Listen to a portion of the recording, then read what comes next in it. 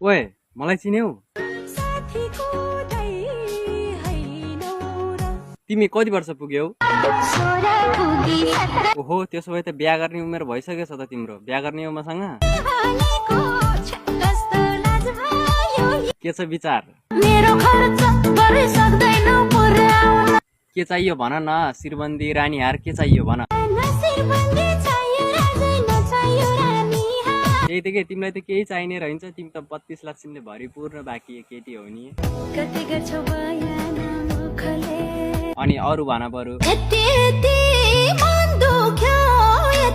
के भयो, किन मन दुख्यो तिम्रो? ए त्यो केटी, त्यो त ऊ यसको गर्लफ्रेन्ड हो।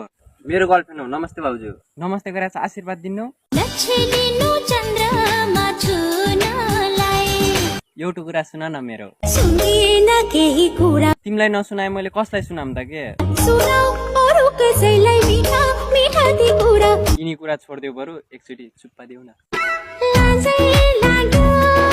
तैत लाटी मसँग पनि लाज मानेर हुन्छ, बरु भोलि पनि भेटौँ है। कहिले भेट्ने त त्यसो भए? ल त्यसो भए। हजुर भन के भयो? कहानी स्टोरी हुनु, आफूभन्दा धेरै मैले तिमीलाई माया गर्छु। माया के हो देखाइदिउँ मैले?